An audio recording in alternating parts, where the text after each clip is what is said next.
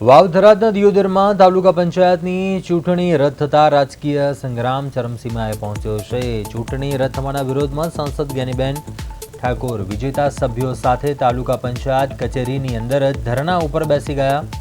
જ્ઞાનીબેન ઠાકોરે ચૂંટણી અધિકારી પર ભાજપ સાથે મિલીભગત હોવાના ગંભીર આક્ષેપો લગાવ્યા। તેમણે જણાવ્યું કે અધિકારી ચૂંટણી સમયે 1 કલાક મોડા આવ્યા અને સભ્યો વચ્ચે સામાન્ય બોલાચાલી થતાં જ પક્ષપાત રાખી ચૂંટણી રદ કરી દીધી।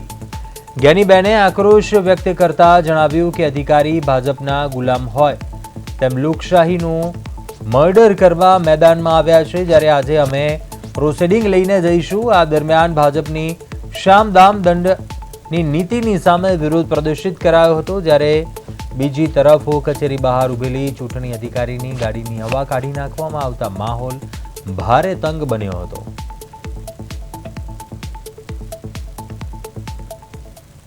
સ્થાનિક સ્વરાજની ચૂંટણી પત્યા પછી જિલ્લા અને તાલુકા પંચાયતની ચૂંટણી માટે જે ચૂંટણી પંચ અને સરકારે જે તારીખો નક્કી કરી એ પ્રમાણે આજે દિયોદર તાલુકા પંચાયતના પ્રમુખ ઉપપ્રમુખની વરણી માટે પ્રાંત અધિકારી મારફત ચૂંટણી થવાની હતી। તાલુકા પંચાયતમાં કોંગ્રેસના ચૂંટાયેલા 12 સભ્યો છે, ભારતીય જનતા પાર્ટીના 10 છે।